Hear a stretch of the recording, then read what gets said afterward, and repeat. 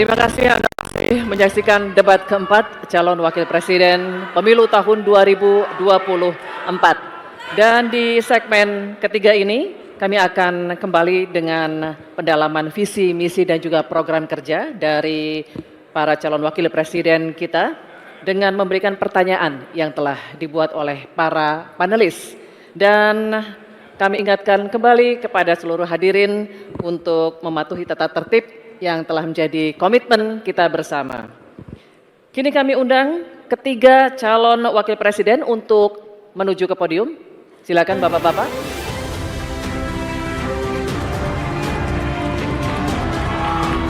Baik. Baik. Oke. Cukup ya?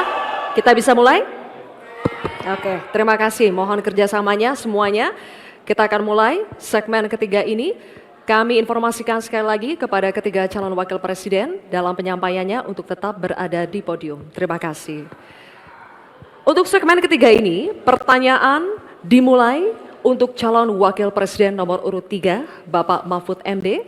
Untuk itu kami persilakan kepada panelis, Bapak Profesor Dr. Insinyur Ridwan Yahya, untuk mengambil undian subtema pertanyaan yang ada di dalam wadah.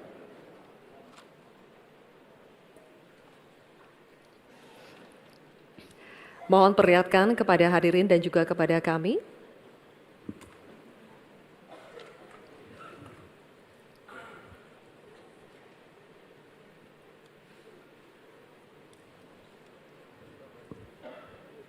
Subtemanya adalah masyarakat adat. Selanjutnya kami persilakan panelis Ibu Ruka Sombolinggi SPMA untuk mengambil undian daftar pertanyaan dari dalam wadah.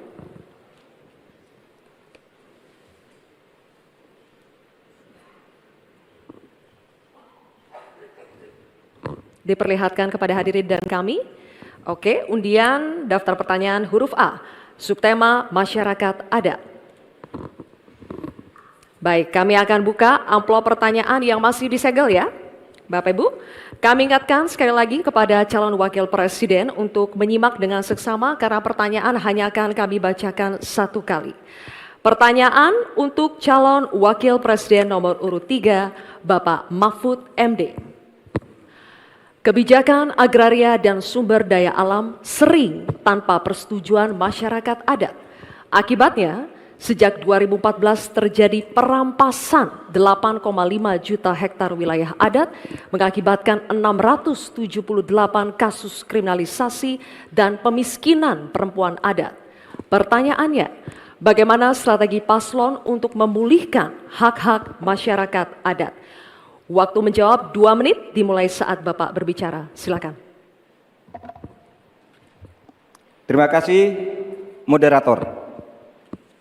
Saya ingin memulai masalah ini dengan pengalaman bahwa saat ini di tahun 2024 ini berdasar rekapitulasi yang dibuat oleh Kemenko Polhukam dari 10.000 pengaduan, itu 2.587 adalah kasus tanah adat. Jadi ini memang masalah besar di negeri ini. Ada orang yang mengatakan, aturannya kan sudah ada, tinggal laksanakan, Anda semudah itu. Justru ini aparatnya yang tidak mau melaksanakan aturan. Akalnya banyak sekali. Itu 4 hari yang lalu ketika kami ketemu di KPK, saya ulangi. KPK mengatakan itu banyak tuh penguasaan tanah, izin tambang. Wah, sudah dicabut nih. Saya nih pengalaman saya juga. Ada sudah dicabut oleh Mahkamah Agung. Tidak dilaksanakan sampai 1,5 tahun. IUP tadi yang dikatakan oleh Mas Gibran. Ada perintah dari Mahkamah Agung tuh IUP yang di sana dicabut, ini vonis sudah inkrah. 1,5 tahun tidak jalan. Ketika kita ngirim orang ke sana, petugasnya tiba-tiba dipindah. Yang baru ditanya, kami tidak tahu. Padahal sudah terjadi eksploitasi terhadap tambang-tambang nikel kita, misalnya. Nah, oleh sebab itu, kalau ditanyakan apa yang harus kita lakukan, Strateginya adalah penertiban birokrasi pemerintah dan aparat penegak hukum. Karena kalau jawabannya laksanakan aturan itu normatif. Jadi kalau aparat penegak hukum itu hanya orang paling atas yang bisa memerintahkan siapa pimpinan penegak hukum itu. Sekian. Baik, terima kasih Bapak Mahfud MD. Cukup. Dan selanjutnya kami persilakan untuk calon wakil presiden nomor urut 1 Bapak Muhaimin Iskandar untuk menanggapi. Waktunya 1 menit Pak, dimulai saat berbicara, silakan. Ya, terima kasih. Saya tambahkan Pak Mahfud, salah satu upaya kita agar tidak terjadi konflik antara proyek pembangunan nasional, terutama PSN, dengan masyarakat adat, kita harus betul-betul punya prinsip tidak ada satupun yang ditinggalkan dalam mengambil keputusan. Libatkan itu masyarakat adat. Menghormati masyarakat adat bukan memakai pakaian adat setahun sekali 17 Agustus, bukan.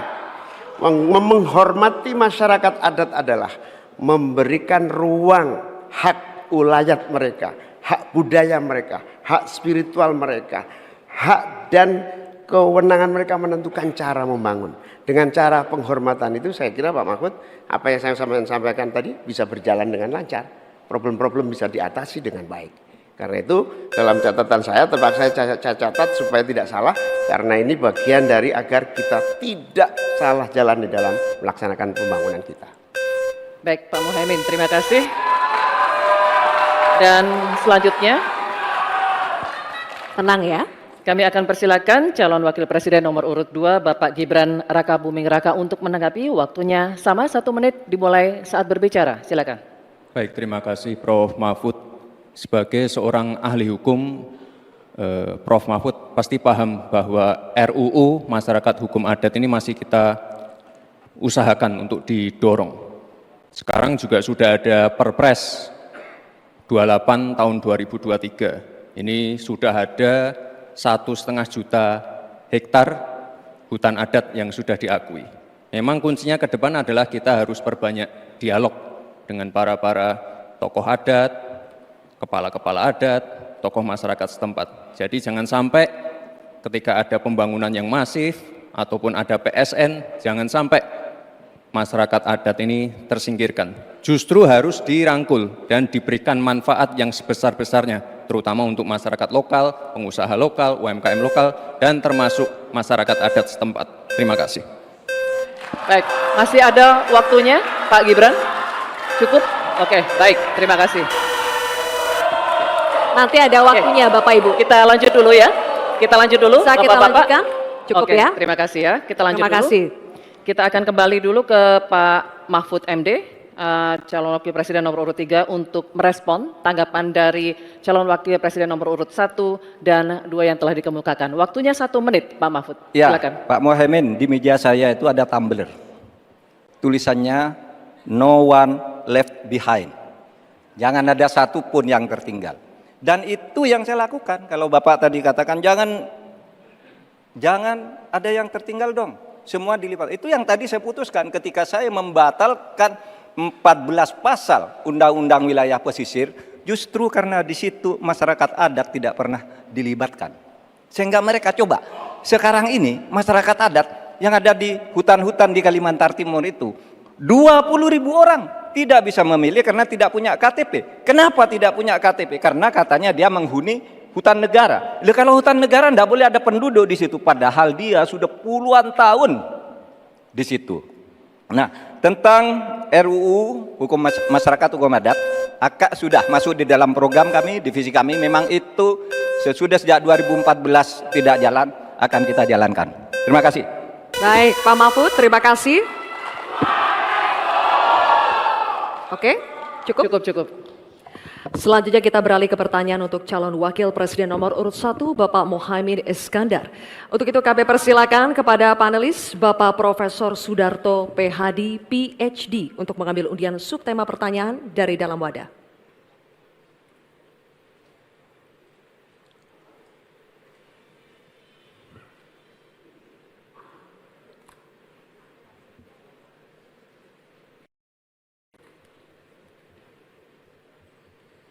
Mohon tunjukkan kepada hadirin dan juga kepada kami. Subtemanya adalah desa, Baik. Selanjutnya kami persilakan panelis Ibu Profesor Dr. Sulistiowati Irianto untuk mengambil undian daftar pertanyaan dari dalam wadah. Silakan.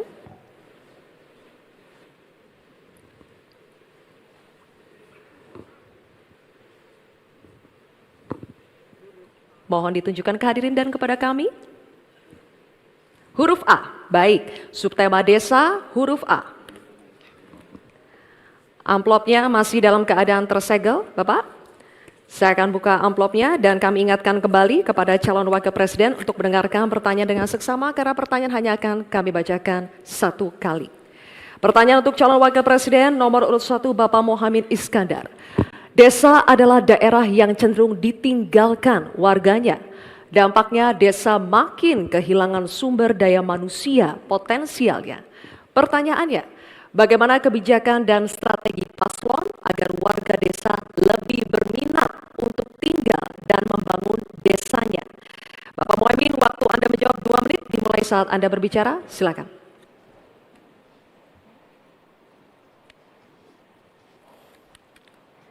Terima kasih. Saya catat sedikit. Yang penting ini bukan catatan Mahkamah Konstitusi. Hadirin sekalian yang saya muliakan, sebetulnya diawali dari paradigma. Paradigma pembangunan kita itu apa? Dulu kita gagal zaman Orde Baru karena kita membangun dari atas. Dengan pembangunan desa, kita membangun dari bawah.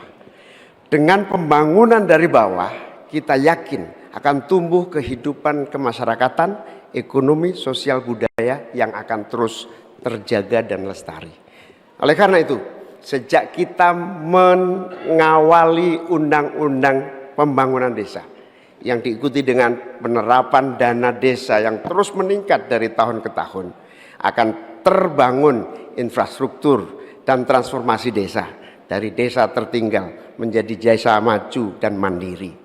Hari ini sudah 13.000 desa yang tertinggal menjadi desa tinggal, sudah menjadi desa maju, desa mandiri, sekarang tinggal 4.000 saja.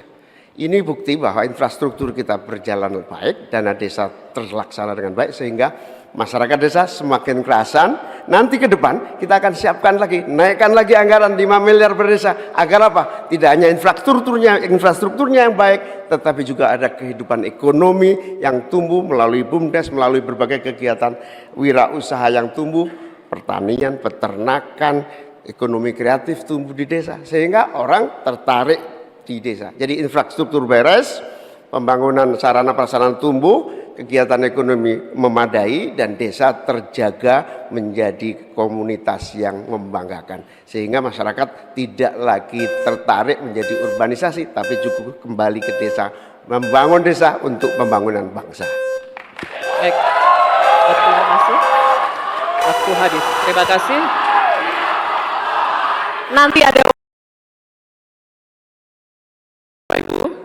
tenang ya. Kini kami akan persilakan calon wakil presiden nomor urut 2 Bapak Gibran Rakabuming Raka untuk menanggapi. 1 menit Bapak dimulai saat berbicara. Silakan.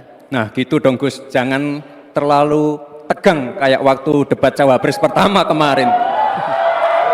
Intinya di sini adalah bagaimana kita bisa menumbuhkan rasa sense of belonging dari masyarakat desa. Saya pernah ke Mojokerto, di situ ada desa wisata nomor 1 se-Indonesia. Kemarin dapat penghargaan dari Pak Sandiaga Uno. Intinya adalah ini adalah desa wisata dibangun dengan crowdfunding. Jadi masyarakat desa punya saham di destinasi wisata tadi. Jadi ini salah satu contoh yang baik cara bagaimana agar masyarakat desa tidak meninggalkan desa atau mencari pekerjaan di kota. Kita bangun sense of belonging, kita pengen program-program yang sudah dijalankan di Mojokerto ini juga bisa dijalankan di desa-desa yang lain. Terima kasih. Baik, waktunya masih cukup Pak Gibran? Oke. Nanti ada waktunya. Bapak Baik. Ibu, cukup? Pak, Bapak, Nanti ada cukup? waktunya, kita Cukup. lanjutkan ya. Terima kasih. kita Tenang ya, lanjutkan. kita lanjutkan ya.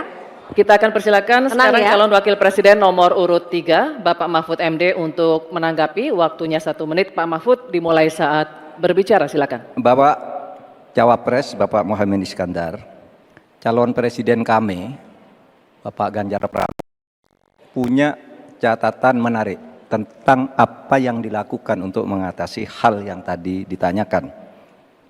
Pertama, ada program 1000 embung, ada program desa mandiri, mandiri energi dan mandiri pangan, kemudian pembangunan irigasi.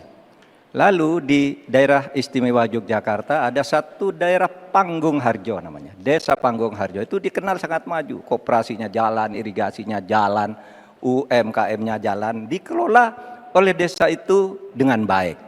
Nah, masalahnya sekarang sebenarnya ada pepatah, deso mowo coro, negoro mowo toto.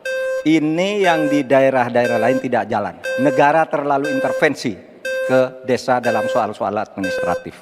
Terima kasih. Terima kasih Pak Mahfud. Kini kita akan kembali ke calon wakil presiden. Kita akan kembali ke calon wakil presiden nomor urut 1, Bapak Muhaimin Iskandar. Kami persilakan untuk merespon tanggapan dari cawapres nomor urut 2 dan 3 yang telah diberikan. Waktunya 1 menit, Bapak. Silakan. Ya, apa yang disampaikan Pak Gibran lebih dari upaya kita untuk menggerakkan ekonomi daerah sehingga tumbuhlah growth, tumbuhlah daya tarik.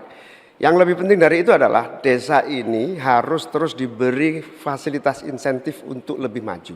Oleh karena itu, keinginan saya menambah anggaran desa minimal 5 miliar buat desa lebih maju lagi, itu betul-betul keinginan untuk mempercepat pertumbuhan ekonomi dan SDM di tingkat desa. Begitu juga yang disampaikan Pak Mahfud tadi, bahwa kearifan masyarakat desa ini harus terus dijaga. Seluruh tata kelola yang tumbuh dari kultur yang kuat ini harus dijaga betul, bahkan menjadi kekuatan daya tarik wisata, bisa menjadi juga ekonomi kreatif yang kita pasarkan ke berbagai daerah di tiap-tiap desa. Makanya sekarang tumbuh desa wisata di mana-mana, tumbuh ekonomi kreatif yang muncul dari desa. Inilah Baik, Bapak Muhaimin, waktu Anda habis. Terima kasih. Baik, oke. Selanjutnya kita beralih ke pertanyaan untuk calon wakil presiden nomor urut 2, Bapak Gibran Rakabuming Raka. Untuk itu kami persilakan kepada panelis Bapak Insinyur Tubagus Furkon Sofhani, MA PhD, untuk mengambil undian subtema pertanyaan dari dalam wadah.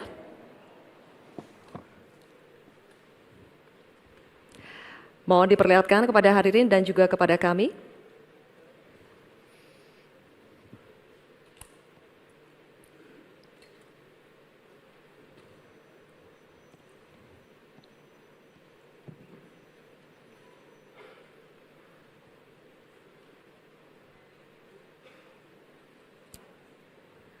Subtemanya adalah agraria. Baik, terima kasih. Selanjutnya kami persilakan panelis Bapak Dr. Ari Sujito untuk mengambil undian daftar pertanyaan dari dalam wadah, Bapak.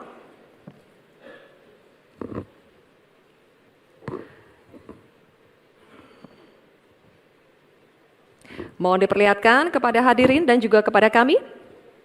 Huruf A. Oke. Subtema agraria. Undian daftar pertanyaan huruf A. Masih tersegel amplop pertanyaannya. Kami ingatkan kembali bahwa pertanyaan hanya akan kami bacakan sekali. Oleh karena itu mohon disimak dengan seksama. Pertanyaan untuk calon wakil presiden nomor urut 2, Bapak Gibran Rakabuming Raka. Undang-Undang Pokok Agraria mengamanatkan reforma agraria bertujuan merombak ketimpangan penguasaan tanah, menyelesaikan konflik agraria, dan mengatasi kemiskinan. Namun, hingga saat ini reforma agraria belum berhasil diwujudkan.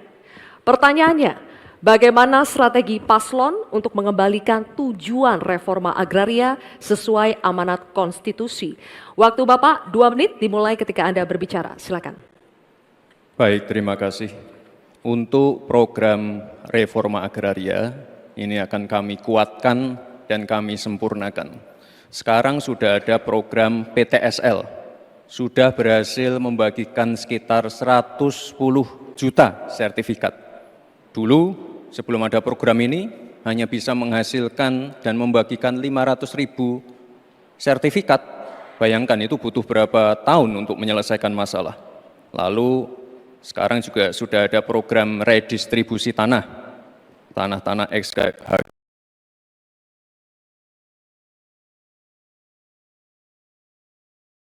distribusi ulang kepada para misalnya pengusaha lokal, petani lokal, dan lain-lain. Sekarang juga ada program One Map Policy. Ini sangat-sangat berguna sekali untuk mengurangi ya adanya konflik-konflik sengketa tanah, mafia tanah, dan lain-lain. Karena database-nya sudah digital, batas-batas tanahnya sudah tercapture semua di database, ini akan sangat-sangat mengurangi yang namanya mafia tanah. Sekali lagi, reforma agraria akan kita lanjutkan dan kita kuatkan, dan kemarin saya dan Pak Ganjar juga sempat mendapatkan predikat kota lengkap di kota Solo. Jadi Solo ini dari BPN sudah mendapatkan predikat kota lengkap, garis-garis batas tanah-tanah wilayahnya sudah tercapture semua, sehingga nanti akan mengurangi, sekali lagi, konflik-konflik tanah, mafia tanah, karena semuanya sudah tercapture secara digital di database-nya BPN. Kuncinya di sini adalah digitalisasi. Dan tadi kota lengkap, One Map Policy ini sangat penting sekali untuk kita bagaimana nanti menyelesaikan konflik-konflik agraria ke depan. Terima kasih. Baik. Terima kasih Pak Gibran. Oke. Ditahan dulu, nanti akan ada waktu. Nanti ada waktunya. Bapak Oke, Ibu, kita ada lanjut waktunya. dulu. Cukup ya? Bisa tenang? Kita lanjut dulu ya. Baik, kini kami persilakan calon wakil presiden nomor urut 3, Bapak Mahfud MD, untuk menanggapi Bapak, waktunya 1 menit dimulai dari saat berbicara. Terima Silakan. kasih moderator. Jadi kalau melihat ketimpangan penguasaan tanah itu memang coba lihat bisnis sawit itu 39 hektar. Sementara hanya segelintir orang di bisnis sawit. Sementara para petani kita sebanyak 17 juta orang itu kalau dirata-ratakan itu hanya menguasai setengah hektar. Itulah sebabnya dulu ada reforma agraria yang ditugaskan kepada presiden untuk segera dilakukan reforma.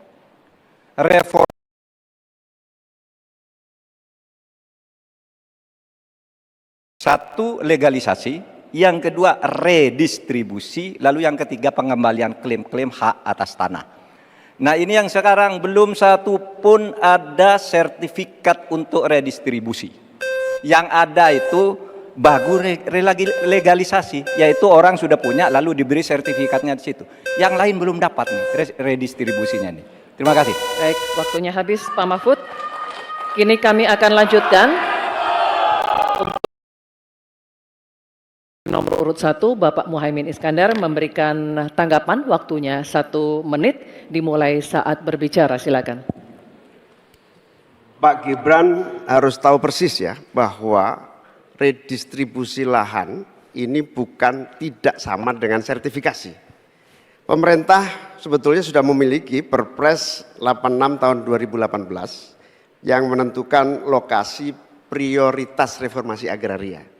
Sehingga sebetulnya sederhana, laksanakan itu dengan sungguh-sungguh, maka akan terdistribusi hak-hak tanah. Kalau tadi ada pernyataan soal konstitusi, prinsip dasar distribusi tanah itu memang melekat dalam konstitusi kita. Bahwa seluruh kekayaan negara ini punya negara. Dan tugas adanya pemerintah itu adalah membagi aset tanah ini dalam reforma agraria. Sehingga sertifikat yang menjadi agenda itu sama sekali tidak masuk dalam redistribusi aset, distribusi lahan. Sehingga kita harus robah dan kita tunjukkan bahwa terjadi distribusi lahan untuk petani semakin sejahtera. Baik, waktunya habis. Mohon Cukup tenang. ya? Cukup. Nanti ada waktunya, kita lanjut dulu ya. Kita akan kembali ke calon wakil presiden nomor urut 2, Bapak Gibran Rakabuming Raka, untuk merespon tanggapan dari cawapres nomor urut 3 dan 1, waktunya 1 menit. Silakan. Baik, terima kasih Gus Muhaimin dan Prof. Mahfud. Tentunya untuk mengakselerasi proses redistribusi tanah, ini Agung dengan Kementerian ATR. Jadi ada sertifikasi hakim-hakim selama 40 jam diberikan pengetahuan tentang masalah-masalah tanah. Jadi sehingga ke depan bisa mempercepat dan mengakselerasi proses redistribusi tanah, terutama tanah-tanah yang masih bermasalah ataupun tanah-tanah ex-HGU yang masih bermasalah juga. Jadi ke depan yang namanya pengadilan untuk masalah pertanahan ini akan bisa diselesaikan karena sudah ada MOU antara Mahkamah Agung dan Kementerian ATR. Dan ke depan fungsi dari bank tanah akan kita optimalkan sekali lagi. Jadi permasalahannya kita selesaikan di pengadilan, masuk ke bank tanah, lalu ke direstribusi ulang ke para